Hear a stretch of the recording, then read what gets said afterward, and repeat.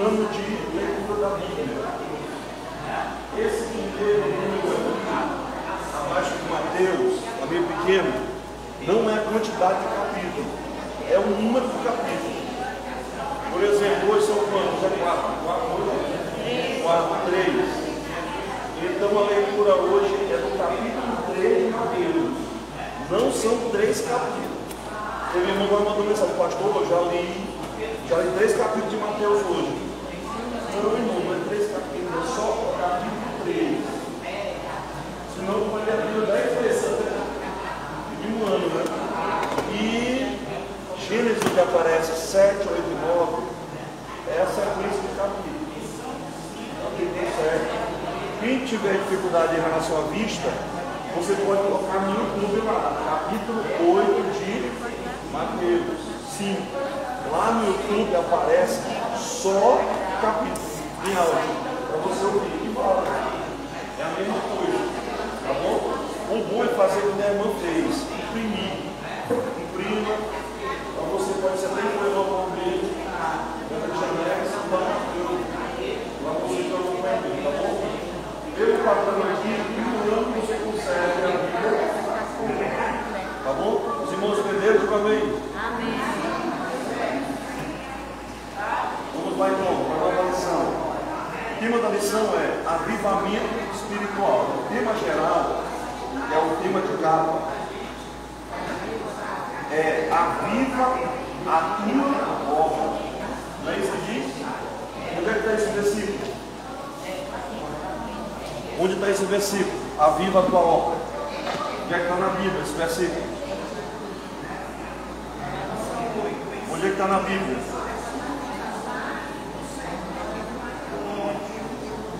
Onde está esse versículo na Bíblia? Aviva o Senhor a tua obra.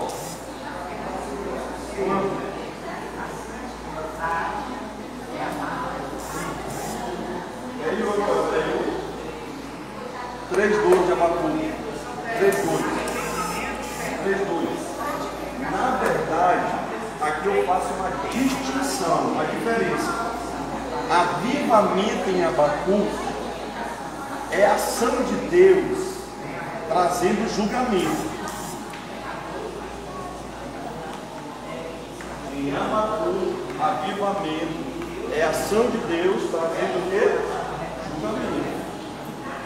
Só que no século XVIII, a palavra avivamento adquiriu um novo sentido. E é nesse sentido que o autor da lição trabalha. Ele está certo, porque avivamento é intervenção. Só que lá em Abacuque é uma intervenção para Deus julgar. Para nós hoje, a intervenção é para trazer restauração espiritual. Tá bom? Então vamos lá. Se você tiver alguma pergunta, pode fazer. Eu vou ficar um pouco mais perto aqui. O tema geral diz como? Vamos lá, só o tema geral. O tema geral da lição 1. Qual é o tema da lição 1? O texto diz como? Só vocês.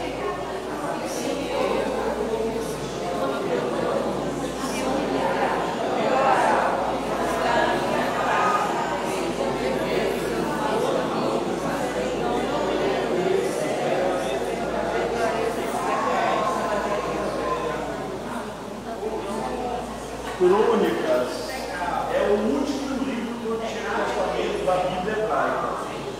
Crônicas é o último livro do Antigo Testamento da Bíblia hebraica. Por quê? Porque Crônicas foi escrito depois do cativeiro babilônico. Crônica foi escrito quando? Depois do cativeiro. Quando eles foram para o cativeiro, eles perderam o quê? Eles perderam o cativeiro. Quando eles foram? A terra, o tempo e a comunhão com Deus. Quais são os 3 temas de Crônicas? Os 3 temas de Crônicas: a terra, o tempo e a comunhão com Deus. Ou seja, Crônicas repete muita coisa de reis, só que Crônicas tem um pouco mais de fé, de esperança. Por quê? porque o povo foi para lá e perdeu. Quando eles voltam, eles vão ler crônica. E o que Deus está dizendo para eles? Vejam aí no versículo aí, ó. Se o meu povo, isso é comunhão, se o meu povo, que se chama pelo meu, é a aliança aqui, o Deus de Israel, se unirá, aí ele vai colocar as condições, aí ele vai dizer, e orar, aí ele vai dizer depois mais o que? E buscar a minha, eu não vou explicar isso agora, vou explicar até por condição, mas eu quero que você perceba a parte final do versículo. O que ele vai dizer na parte final aí? Procure nesse versículo aí os 3 elementos: o templo, a terra e a comunhão. Mas pastor, aqui não tem o templo aqui. Tem. Só que o templo aí já não é só em si um lugar. É um tipo de relacionamento com Deus. Mas Salomão aí, ele já havia construído o templo. Mas o que estava faltando no templo? Glória. Tá bom? Então eu estou mostrando para vocês o livro, o propósito e como esse versículo está dentro do tema do livro. Então eu voltei do cativeiro, eu vou ler a história de Salomão. E quando eu voltei, eu estou sem tempo, sem comunhão e sem terra. Olha o que ele está dizendo no final. Sararei sua terra. Deus está dizendo as promessas que vocês tinham antes de ir para o cativeiro continuam de pé. Verdade prática, só vocês.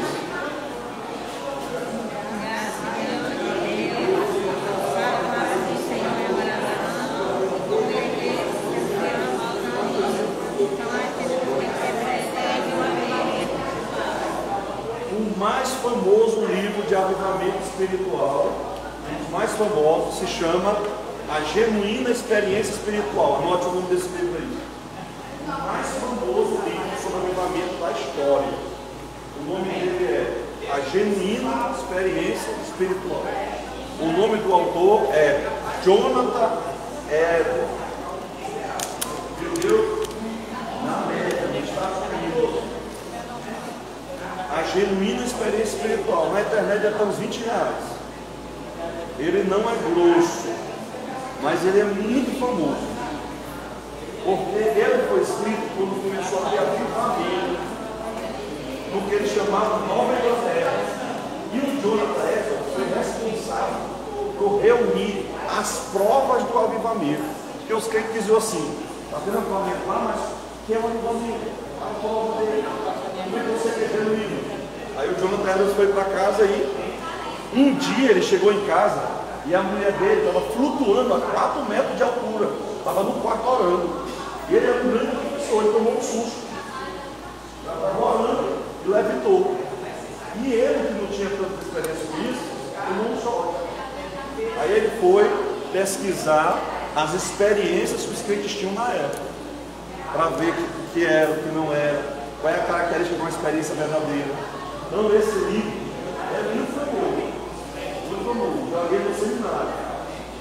Vamos lá então ler o texto. Não vamos comentar o texto aí, não, seguir a lição.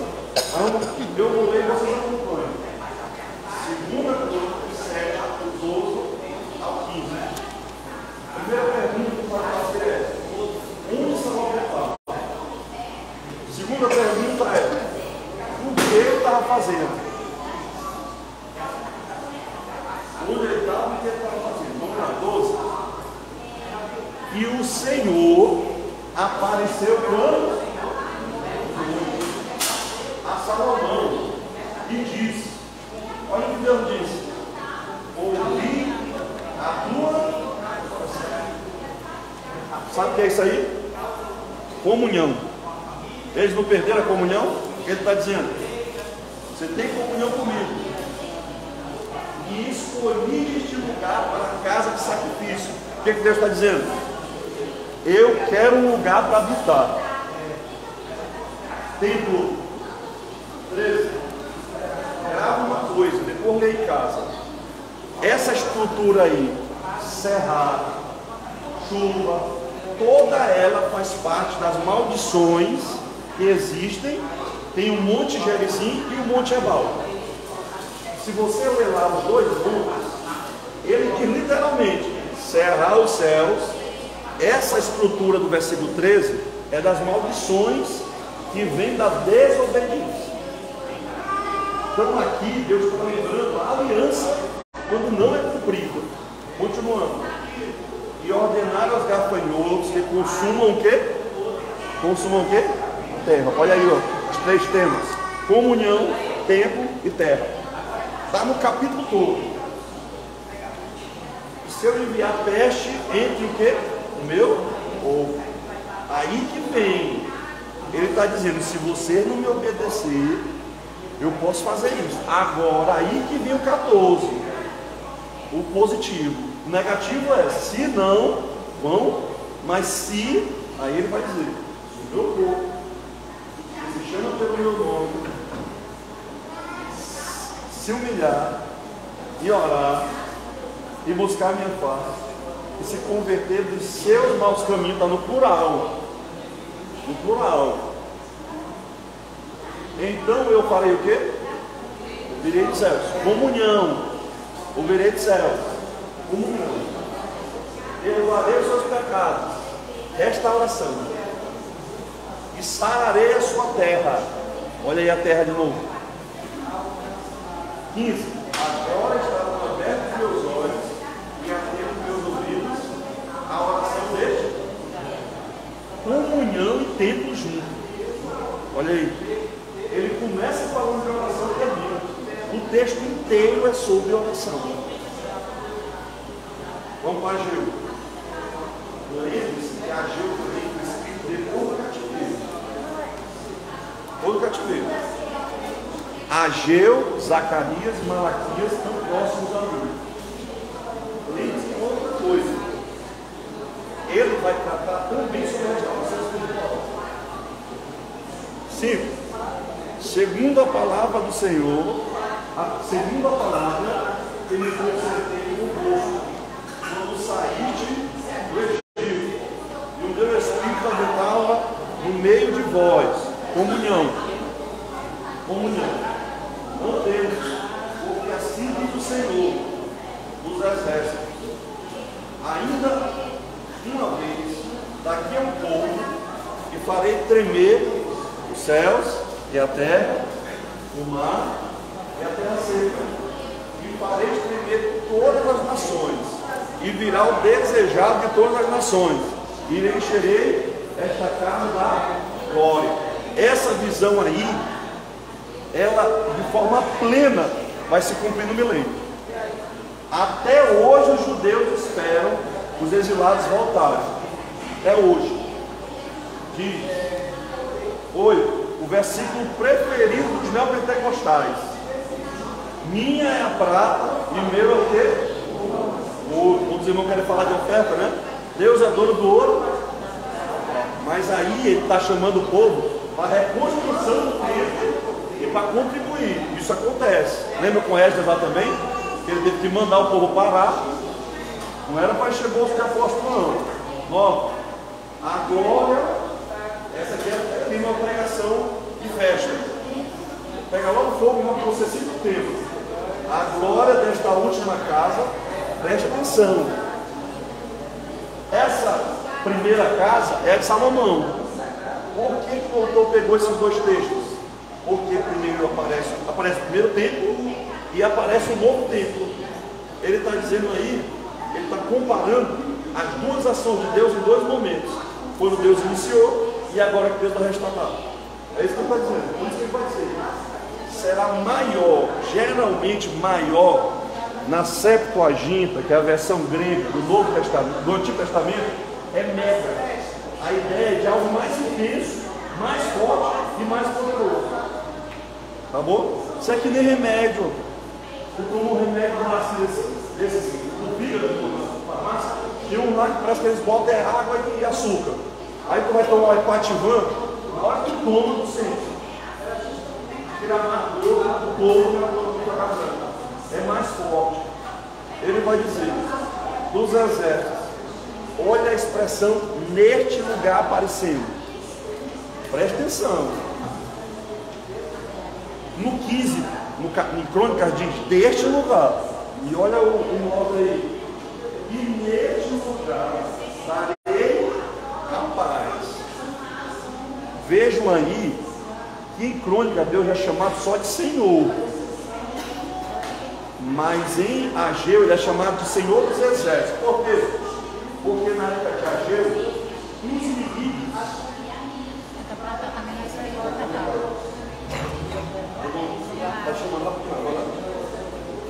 Os inimigos dele, como vocês ouviram do Sanbalate e Tobias, ainda eram muito fortes em perigo. Havia o desânimo interno e havia os inimigos externos. Por isso que aparece o termo do Senhor dos Exércitos. Então, para o Senhor. Aí ele cita agora o livro, né? Ele indica algum livro para nós aqui. Né? Ele indica algum livro da CPAD. Mas não cumpre não, irmão. Esse é o livro que ele indica aí. Todo esse livro que eles indicam aí não cumpre não. Você que teve acesso à lição de adulto aí, esses livros são fraquíssimos de conteúdo. Você leu uma vez, não quer ler mais muito. Volte lá para o ponto 1 da lição. Ponto 1 da lição. Ele vai dizer, aqui na introdução, ele vai dizer que é indispensável haver um desenvolvimento da missão integral da igreja no mundo.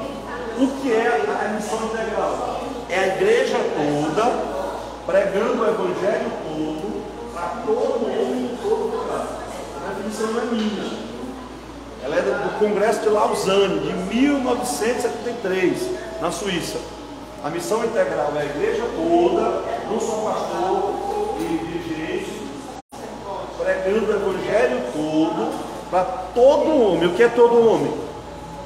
Envolver a mente, envolver o coração, envolver o corpo também. Aí eu vou ganhar alma para Jesus. Mas se a igreja pode trazer um projeto social, envolve a missão integral. Tá bom? Primeira pergunta aí, agora eu venho interagir com vocês. O que é avivamento espiritual? Vai ver com vocês agora. O que é avivamento espiritual?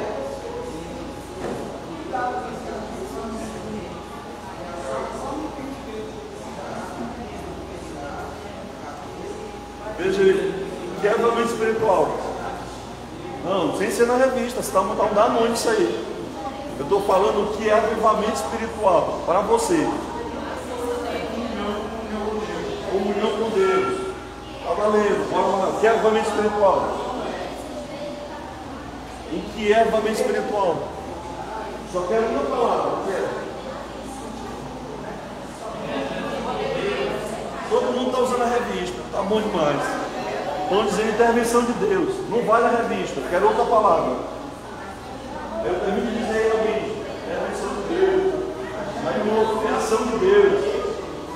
Outra palavra. Comunhão. Comunhão se torna resultado. Mas o que é avivamento?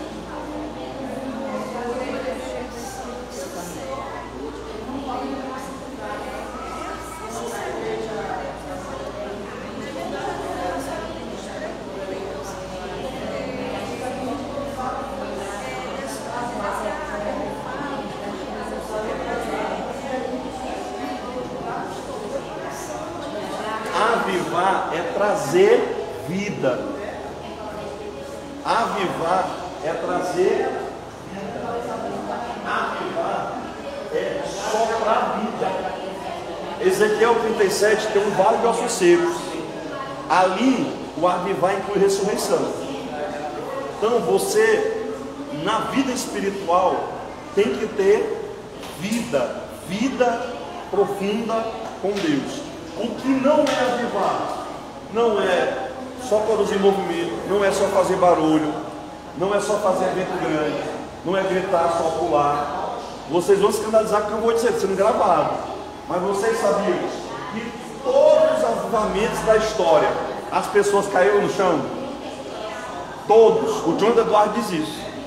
Não existe um avivamento na história que as pessoas, ele diz isso no livro, não sentiu tremor, queda. Só que a queda de hoje é para se aparecer. É para sair no DVD, entendeu a queda? A queda de hoje é para se mostrar. Só que a queda lá era uma reação do corpo humano natural que a pessoa tinha no agir de Deus. Eu não estou dizendo que toda queda é para te andar caindo agora que nem um... Não, não é palmeira do interior não. O que eu estou dizendo é que historicamente, nos avivamentos tinha queda, tinha tremor. Por que hoje, quando eu estou no culto, se alguma irmã ou irmão tiver alguma reação assim, eu não me escandalizo, meu Deus, isso é meninice, eu não, porque eu já li isso no livro de avivamento do certo Deus. Por exemplo, tem irmã que está falando, está rindo ali, no espírito não é de Deus.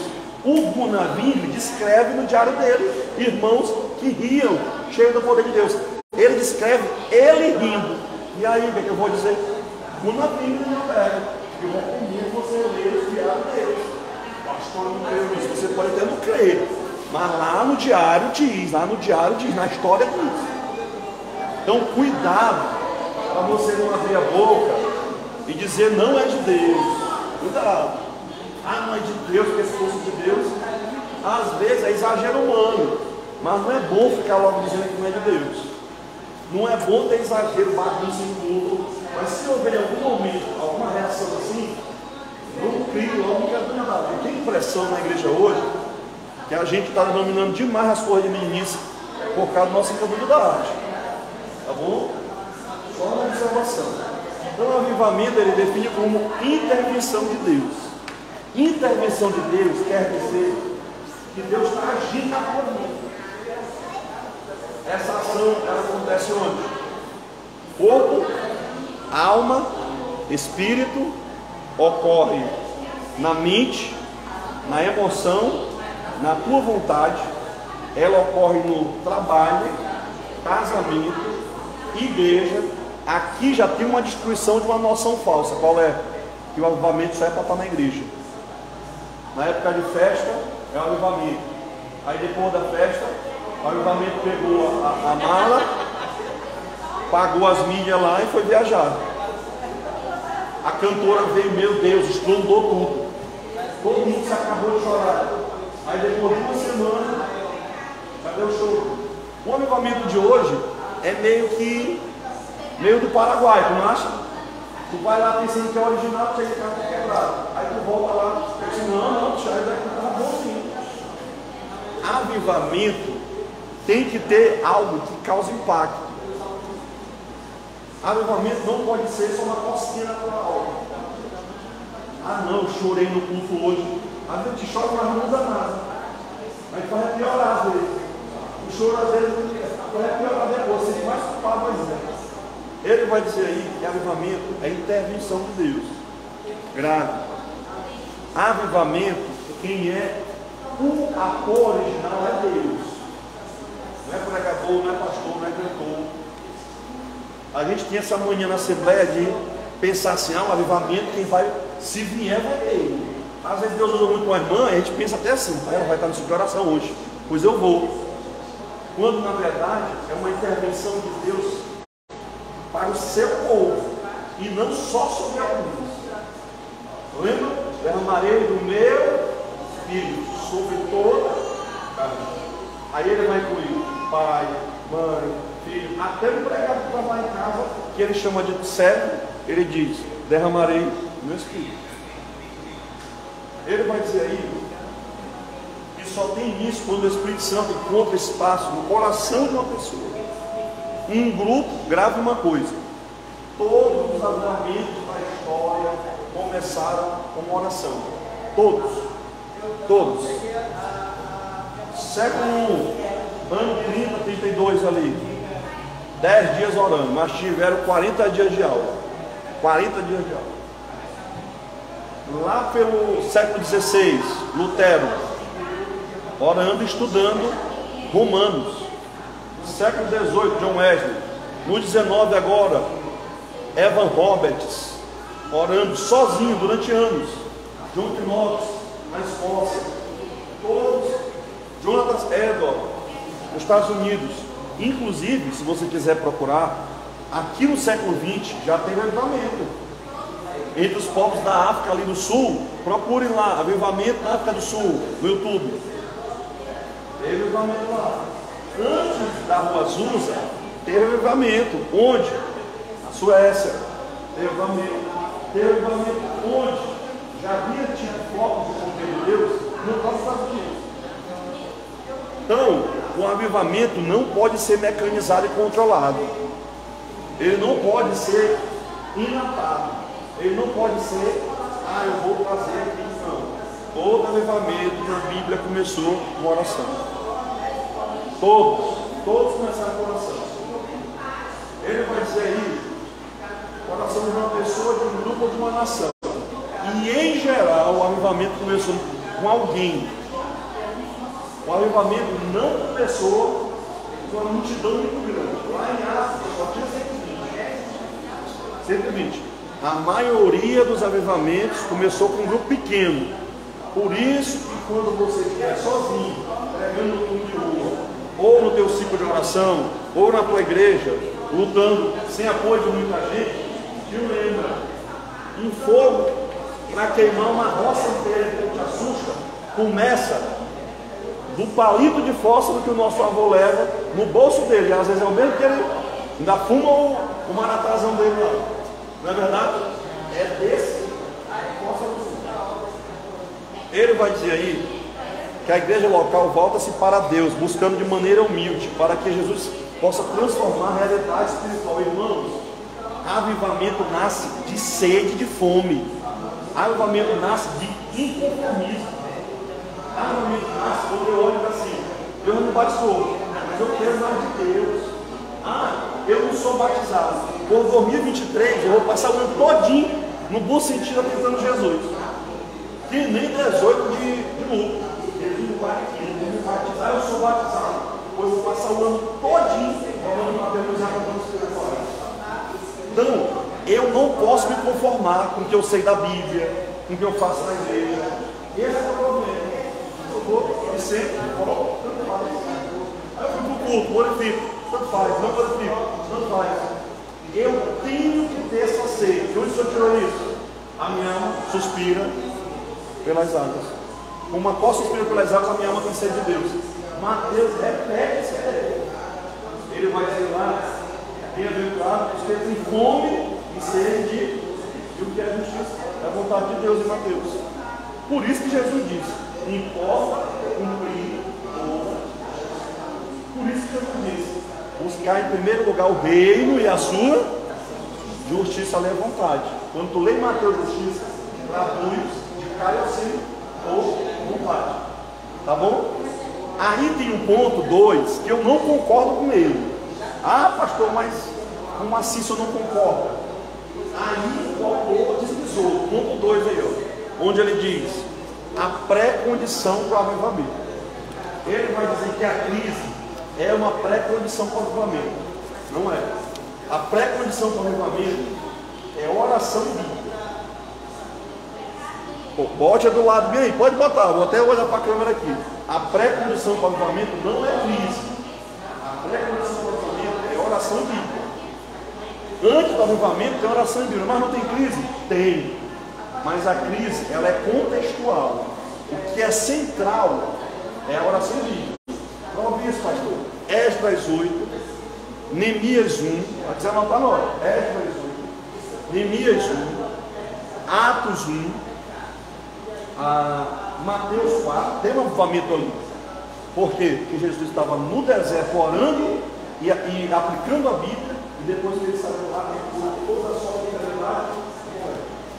E nós não estamos dizendo aqui que avivamento é Deus agindo?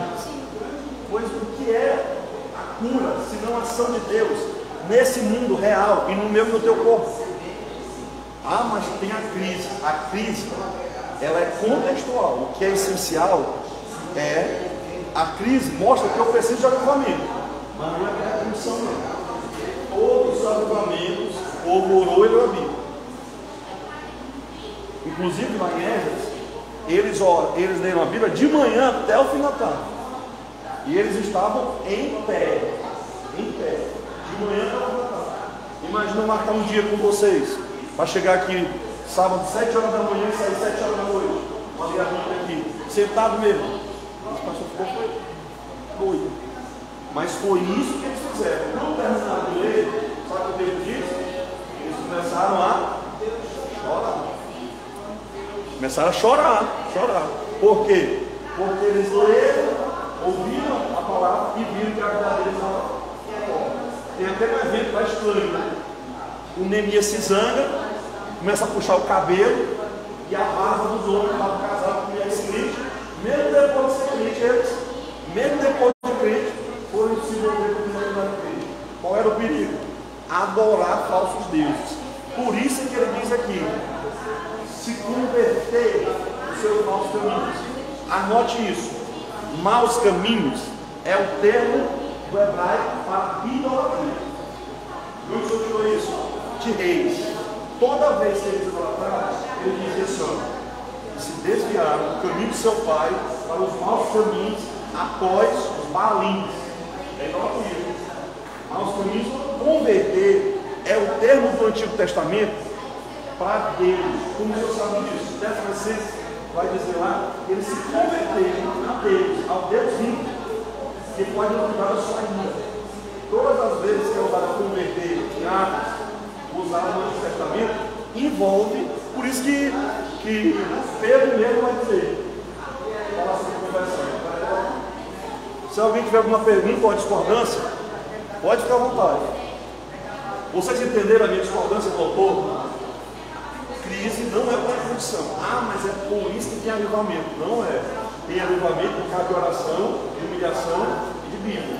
A palavra melhor é quebrantamento, que é o termo próximo de arrependimento. Quebrantamento é um estado da alma humilhada diante de Deus, que te leva a sentir que tu é pó, cinza e chorar para os teus pecados.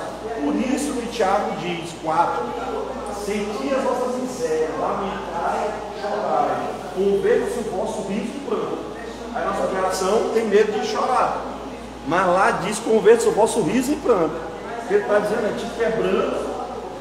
Aí ele vai dizer, chegai-vos a Deus. E ele se chegará. Tá bom?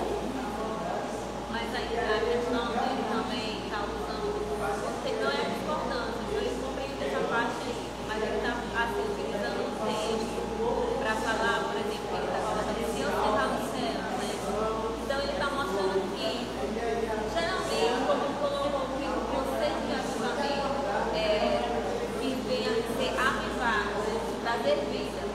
Então, geralmente, em todos os momentos onde teve o avivamento, a situação era de calamidade.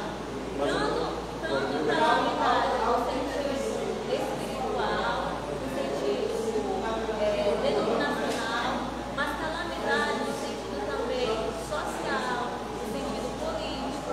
Mas o problema é que esse texto que ele escolheu não se encaixa na explicação que ele deu. Por exemplo, dizer que algo está morto é um fato, mas o que eu faço para ressuscitar não é só dizer que está morto e reconhecer que uma morte. Não é pré-condição. A pré-condição é o que vou fazer para que volte à vida. Sim, mas justamente numa situação de calamidade, onde geralmente nós vemos, por exemplo, hoje, uma Europa totalmente degradante espiritualmente, Estados Unidos, que tem fugido totalmente do seu propósito. Quase todo mundo, podemos dizer aqui, que tem fugido dos princípios bíblicos. Então podemos dizer que a gente está indo para uma condição mundial onde a gente está, de uma certa forma, numa situação que as pessoas elas precisam de fato buscar a Deus e buscar um avivamento, entendeu? Então eu acho que aqui ele troca, então a palavra melhor que deveria ser a necessidade do avivamento está na crise e não para a condição. não, mas a pré-condição sim é a oração e a palavra. Mas eu estou colocando assim, do jeito como ele colocou a questão do texto, entendeu? E esse Porque, texto por aí, na exemplo, assim, verdade, como tu colocou. esse texto aí é mais julgamento Exatamente. do que crise. O termo ali é julgamento. Se eu, na verdade ali tem duas ações de Deus. Tem a ação no mundo natural para julgar e tem a ação cultural. Tem que colocar as duas juntas. De um lado, eu vou agir na natureza, vou punir vocês, mas se vocês orarem, olha que é a preposição, se vocês se humilharem,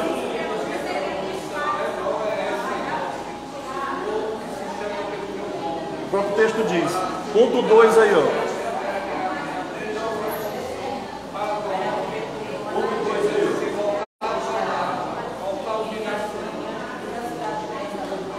As condições para o avivamento. Vejam aí. Condições para o avivamento. Na verdade, usando Abacuque 1, se você ler Abacuque 1 lá, é só violência. Qual no Brasil? O judiciário corrompido, sociedade cheia de bandido, as leis estão sendo relativizadas. O povo está sem esperança. Veja lá, capítulo número 1 de Abacuque. A visão é um pessimismo. É um pessimismo. E o que que isso leva? Gente, acho que pegaram os carros todo dia. Hoje teve tanto carro, que eu acho que atrapalhou o vizinho ali. Então, voltando. Ele vai citar em vários. Mas vamos devagar aí, ó. O ponto 1. Ele vai dizer aí.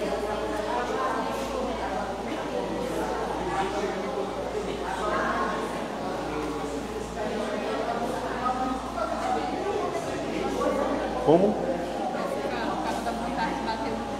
Quem que bateu? Misericórdia.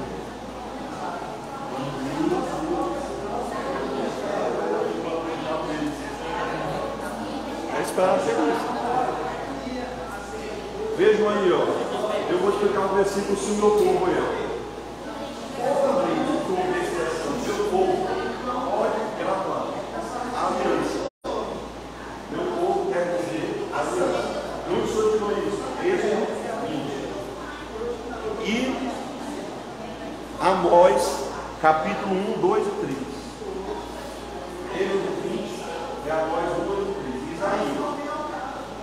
A aliança. Por isso é que quando a nora diz para a sogra, o teu povo é o meu povo, o teu Deus é o meu Deus, não é que ela fosse pouco se cheire, que amasse ela, não. Ela está falando ali, eu vou ser crente, ter aliança com Deus, como tu tem aliança com Deus. Então ali é mais aliança com Deus do que relacionamento com a sogra. Por isso que as pregações que a gente ouve hoje não levam em conta o significado das palavras, leva mais o contexto, eles querem aplicar tanto que elas eram unidas. Ele vai dizer aí,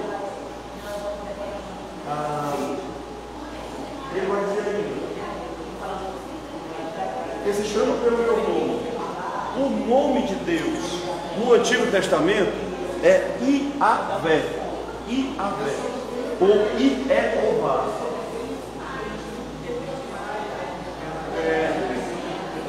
O que na verdade existe hoje, eles pegaram umas letrinhas pequenas e colocaram lá no termo YHWH, que é o que é Iehová. Toda vez que tem Y no hebraico, quando ele é traduzido para o português, ele adquire som de Jó. Por exemplo, o nome de Jesus é Jesus. Só que esse aí, na nossa tradução, adquire som de Jó. Tá bom? Por isso que fica Jeová. O Yzinho aí vira Jó. Tá bom? 2 aí, ó. 2. Humilhação diante de Deus. Ele vai dizer: se humilhar. O que é se humilhar no original? Se humilhar, literalmente quer dizer reconhecer a sua condição natural. Se exaltar é eu me sentir além do que eu sou. Se humilhar é eu reconhecer quem eu sou. Ter complexo de inferioridade é eu não entender quem eu sou e me rebaixar. Mesmo eu sabendo, eu não sei às vezes direito o que eu sei, o que eu não sei, o que eu tenho ou não tenho, Aí eu duvido muito da minha capacidade. A distorção da humilhação, complexidade. Não é humilhação. Humilhação é o que Isaías fez quando se aproximou de Deus. Eu sou homem de lábios impuros, reconhecimento do pecado, e habito no meio do povo de meus lábios, reconhecimento da condição espiritual do povo. E os meus olhos viram o Rei. Aqui está a chave. Eu vejo quem eu sou e eu vejo quem Deus é. Se eu ver só quem eu sou, ou eu fico orgulhoso ou eu caio no complexo.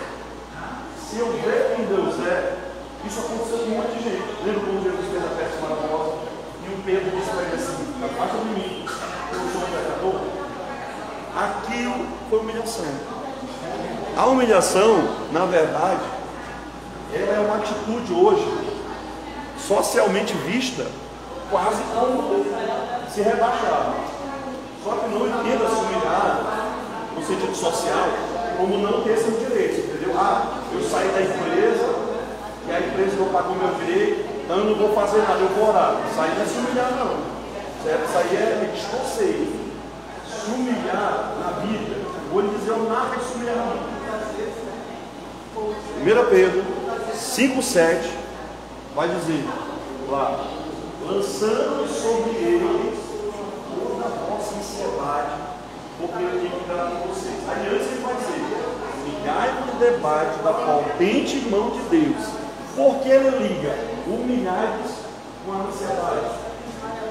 Porque uma das formas de se humilhar é reconhecer que eu não consigo sozinho resolver meus problemas e colocar diante de Deus.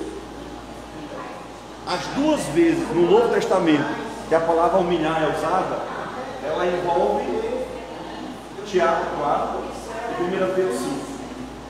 Tiago 4 vai falar de humilhação também. E lá vai dizer o maior inimigo da humilhação: Deus resiste ao soberbo. E vai dizer o que acontece lá, ninguém se humilha. Mas da graça quem? Como eu sei que alguém se humilhou? Pela graça na vida dele. A humilhação precede a graça. O que vai impedir de eu me humilhar? Eu não ter morrido para mim mesmo, o meu erro. Alguns exemplos para a gente já pular mais para frente. Às vezes Deus usa a gente na pregação do louvor, aí começa a crescer. 3, 4, 5 anos já está pregando em outras cidades. Aí a oferta zona, irmão, tem gente que liga e pergunta logo ao pregador: meu irmão, por quanto que tu vem aqui? Meu irmão, termina o culto, recebe 3, 4, 5 mil reais. Imagina uma agenda aí, 20 agendas no mês. Todo mundo louvando, rede social bombando, fazendo vídeo. O ego dele já está onde? Lá em cima. Qual é a ideia dele? Eu sou grande, sou. Eu vi uma reunião, já tinha 20 mil seguidores na rede social em 2 meses. Entendeu? Quando eu não me humilho, eu acabo usando os dons que Deus me deu para mim. Eu acabo me perguntando: quem é o maior? Quer ver uma diferença aí? Quando eu não me humilho, eu pergunto quem é o maior. Quando eu me humilho, eu digo que nem João Batista. Importa que eu. Por que o Pedro não queria deixar Jesus lavar o pé dele? Porque ele achava que era uma posição subalterna. Mas se você ler Filipenses 2, você vai ver que ele se humilhou. E aqui está o segundo termo do Novo Testamento para se humilhar. Quando eu me humilho, eu me entrego a Deus e me sentar. Segundo, quando eu me humilho, eu me torno servo. Como o senhor sabe disso? Porque ela diz que ele se humilhou, tornando-se o quê? Tem irmão que pensa que quando Jesus se esvaziou, ele tirou os atributos dele. Cuidado com essa ideia, que é uma heresia chamada de heresia quenótica, da Alemanha. É errada. Ele não tirou os atributos dele, porque ele não podia deixar de ser Deus. Como é que ele ia representar Deus? Não fez isso. A humilhação de Jesus foi se tornar servo. Imagina um anjo lá no céu que olhou Jesus e adorou ele, olhando lá em cima e vendo ele fazer uma cadeira para mim e para ti, porque na noite que a natureza Jesus Tenta imaginar aí. Em cima, a gente adorava ele e até cobria o rosto, só de glória que resplandecia dele. E lá embaixo, ele está com o martelo na mão, e a Bíblia diz que o Verbo se fez carne e habitou entre nós. E ele ainda diz: e vimos a sua como a glória. E, irmãos, a pessoa que mais a pessoa da Bíblia que mais teve chance de olhar a glória de Deus de perto foi Zaqueu. Porque na hora que olhasse para o olho de Jesus, com 2, 3 anos, meu irmão, ali era glória pura dentro dele, andando, falando, vivendo, tratando os coleguinhas dele. 3 aí, orar e buscar paz. Tem diferença? Tem. Orar na Bíblia envolve louvor, que é elogiar a Deus, petição, que é falar para Deus o que tu quer, chama de súplica também, e ação de graças. Tem uma oração que ninguém entende na Bíblia, Salmo 137.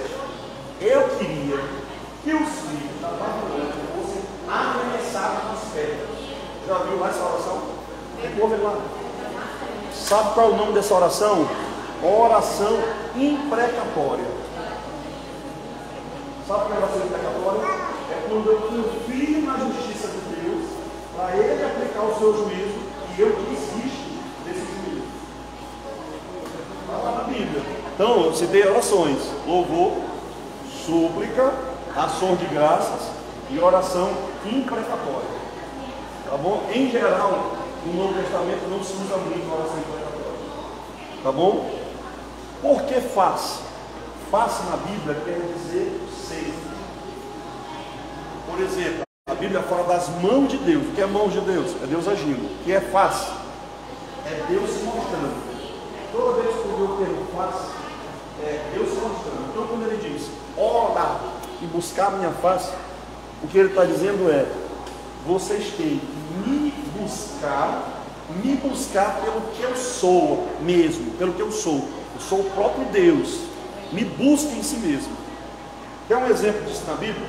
Salmo 90 vai dizer, acho que é 11, 12, mas assim, depois você lê em casa, que o Senhor revelou os seus feitos a Israel, mas os seus caminhos a Moisés. Onde está isso na Bíblia? Êxodo 20. O povo Deus chamou e não quiseram, Moisés veio, e Êxodo vai dizer lá 34, 33, que Moisés veio a Deus como? Ali tem o sentido de face. Face é o que eu sou. O que Deus está dizendo é: busquem quem eu sou. Busquem não por interesse, não por negociação, não só porque vocês querem cura, não só porque vocês querem terra, não só porque vocês querem herança, promessa. Me busquem. Isso é buscar face. Por isso o salmista diz: Senhor, eu buscarei a tua face pelo amor.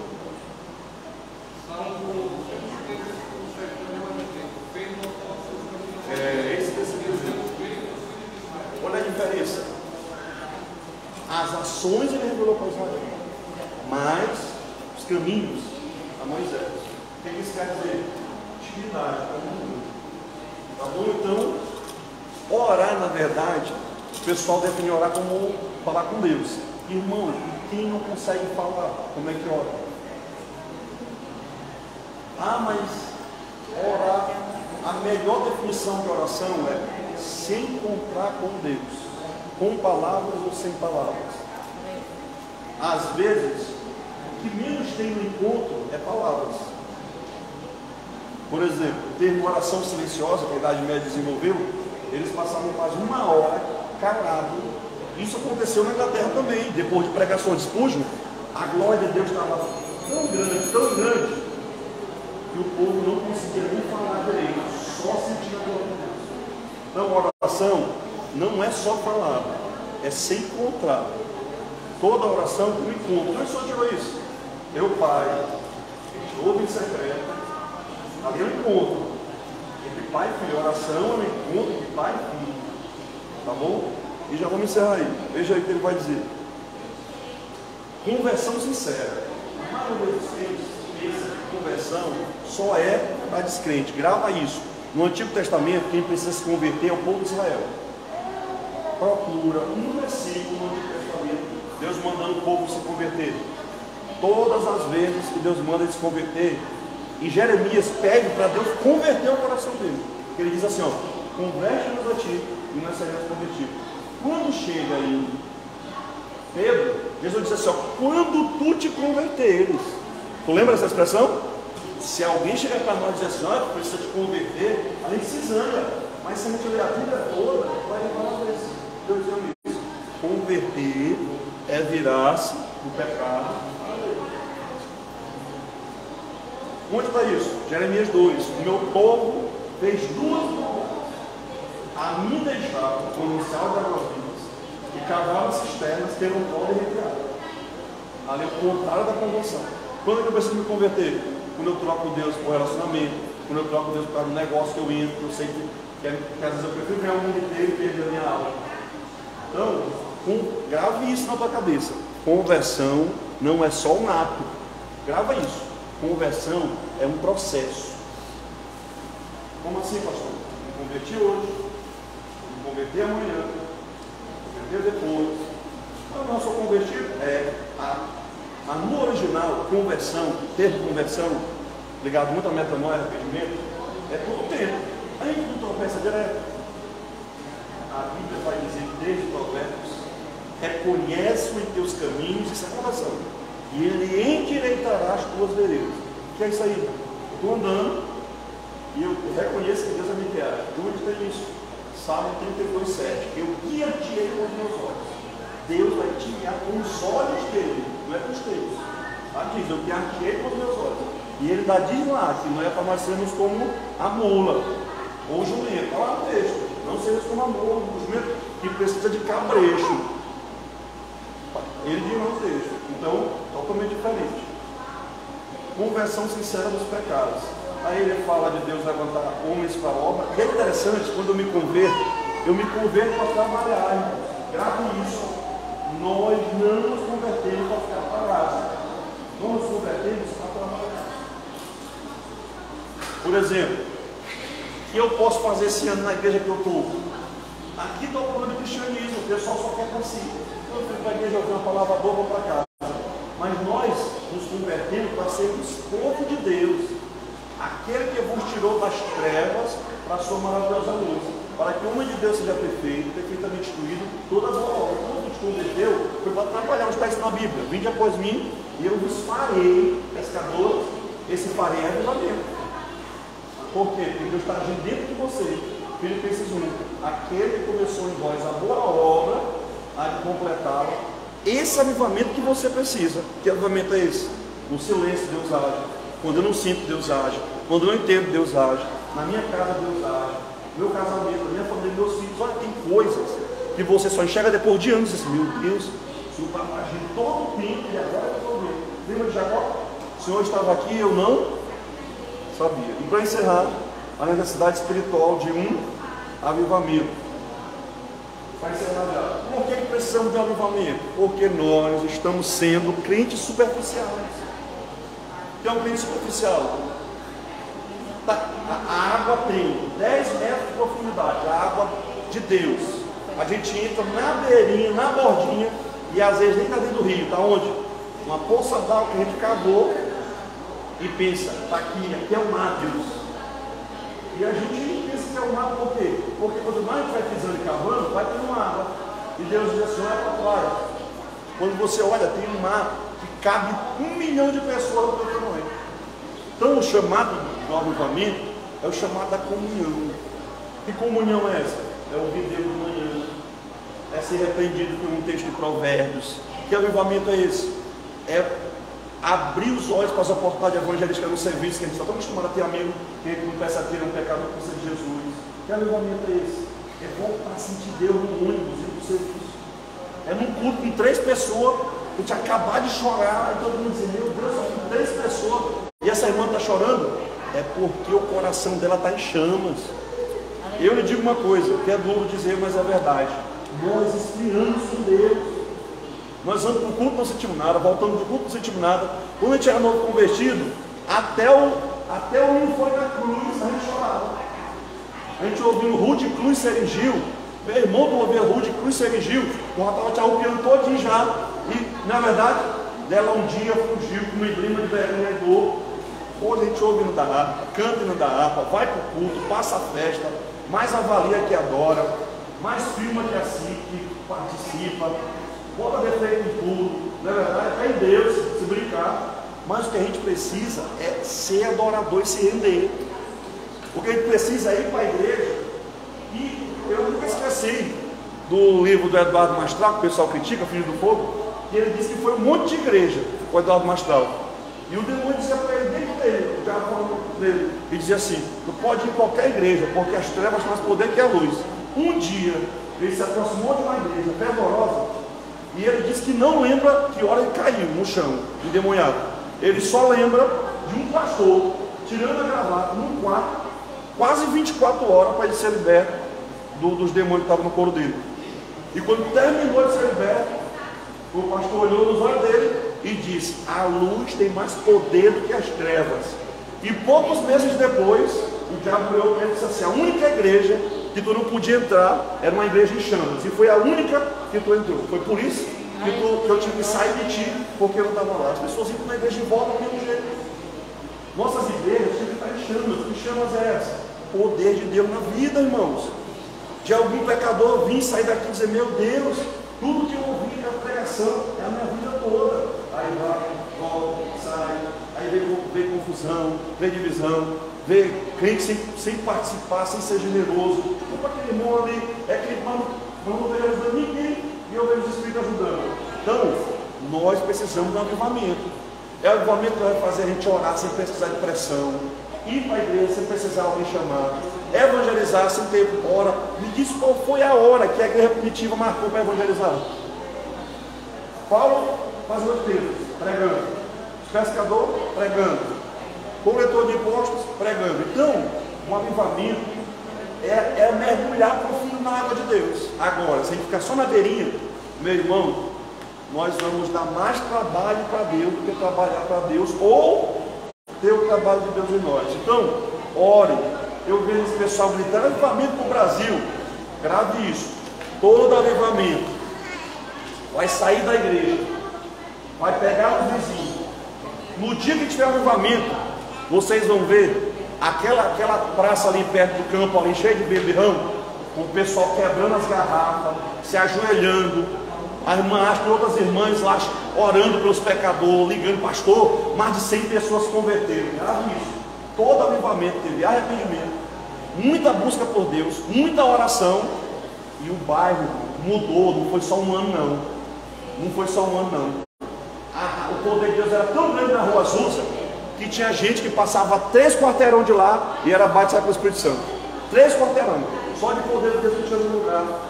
Cultos, às vezes 30 cultos no dia, porque terminava o culto, tinha gente para entrar, o povo saía e os outros iam entrando, não parava não. Oração 24 horas, do jeito que acontece hoje com a gente, né? Então, ore, vamos ficar de pé. Nossa hora já foi, já bateu. Agora o segredo é orar para Deus queimar nós.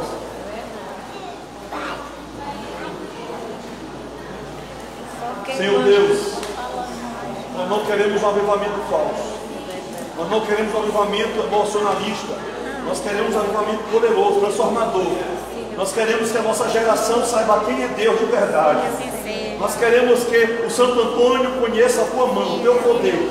Nós queremos encontrar a tua face.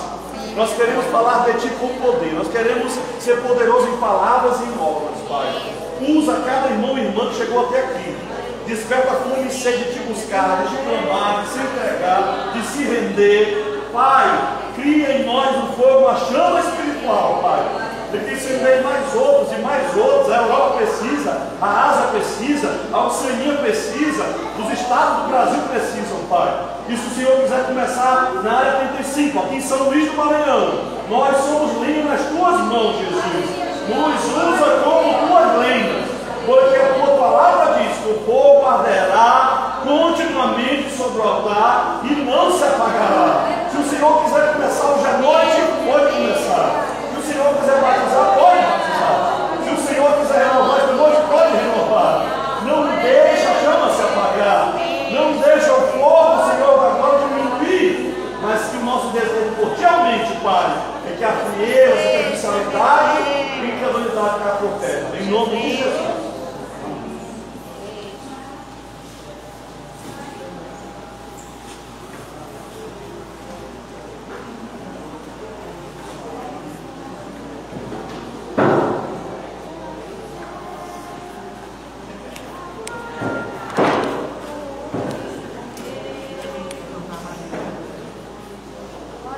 o novo classe de adultos fica em pé rapidinho para a gente já dizer o versículo. Vamos ficar de pé, classe de adultos. Tema da lição. Todo mundo de uma vez, vamos lá. 1, 2, 3. Deixa o áudio.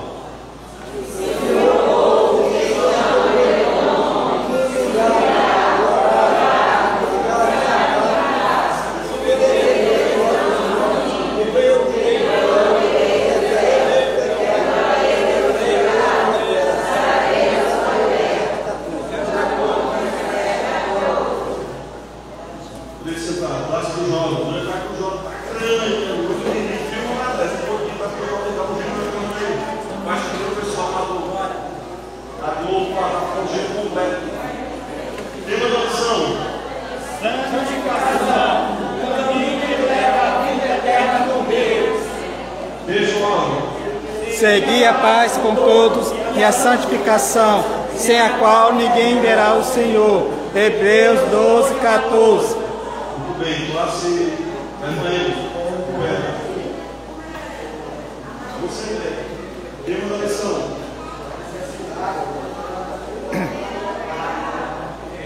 Pessoal.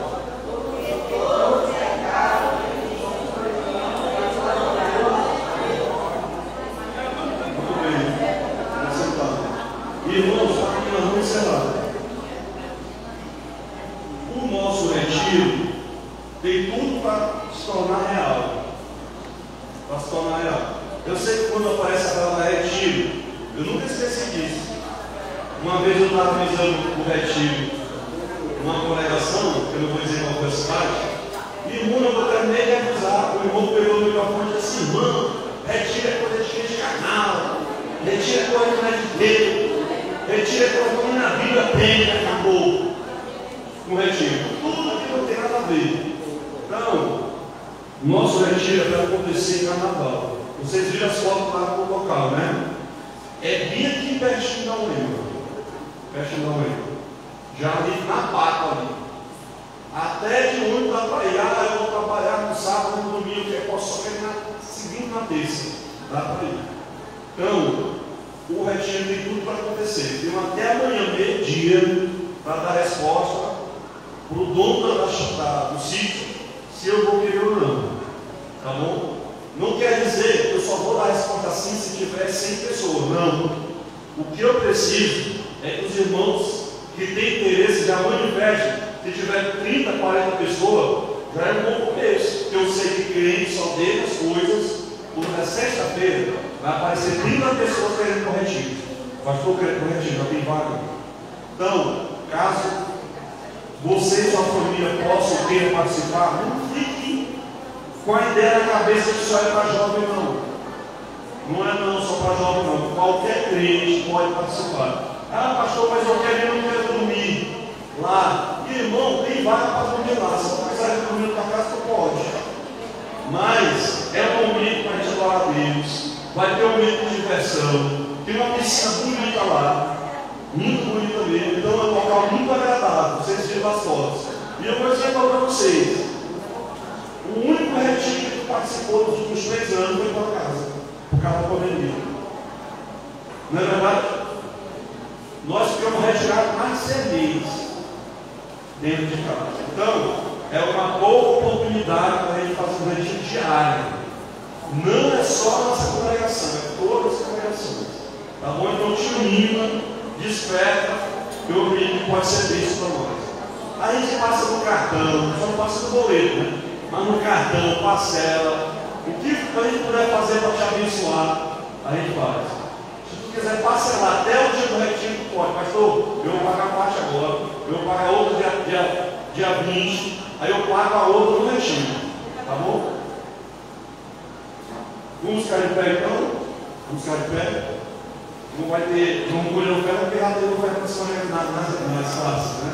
Tá bom? Então, domingo, volta a lição 2. Quem não comprou sua lição, compre. O livro que nós estamos lendo esse mês, o livro que eu indiquei, qual foi? O nome do livro, qual é?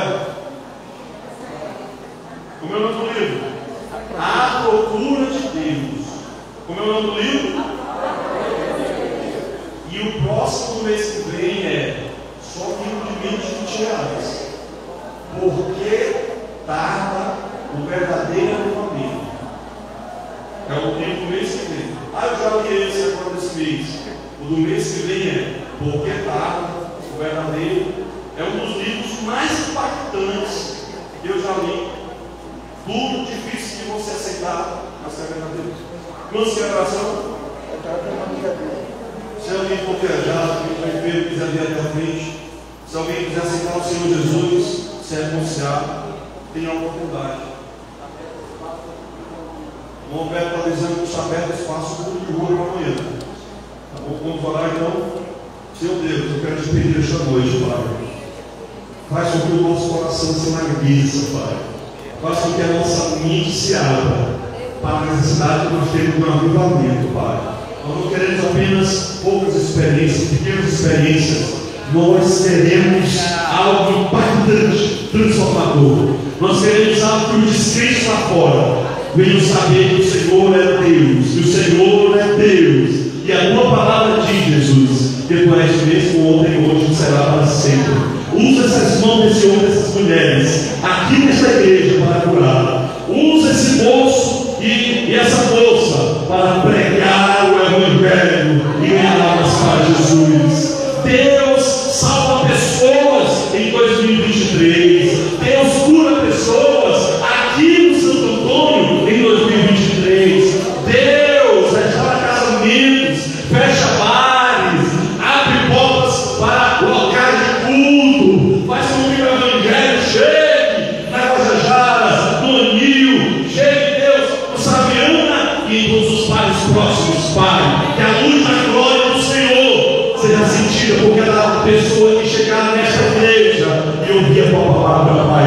Nós não queremos cultos de fogo, Senhor. Nós não queremos vida espiritual fraca, Deus, reduzida a alguns momentos. Nós queremos ser fervorosos, nós queremos ter um amor profundo, nós queremos ter uma espiritualidade verdadeira, nós queremos falar de Jesus e que o pecador sinta, que ele saiba que ele é verdadeiro, que ele é fiel. Nós queremos, Deus, dar aula e que as pessoas ouçam a aula e digam: eu senti Deus nessa aula, eu senti Deus no culto, eu conheci Deus naquela igreja, eu fui aprender de Deus naquele discipulado, naquele ciclo de oração. Nós não queremos a mesma vida, o mesmo culto, a mesma oração. Nós queremos poder, Deus, nós queremos unção, Deus, nós queremos glória do alto para incendiar a tua igreja, Pai. Sacode a vida espiritual desse moço, dessa moça. Desperta, Jesus, para a tua presença. Ele e ela serem incendiados por ti e pelo teu Espírito, Pai. Que a graça do nosso Filho Cristo, o amor de Deus nosso Pai, a consolação e a comunhão do Espírito Santo que permaneça com todo o povo de Deus, desde agora e para sempre. A igreja diz: amém. Irmãos, naquela lista,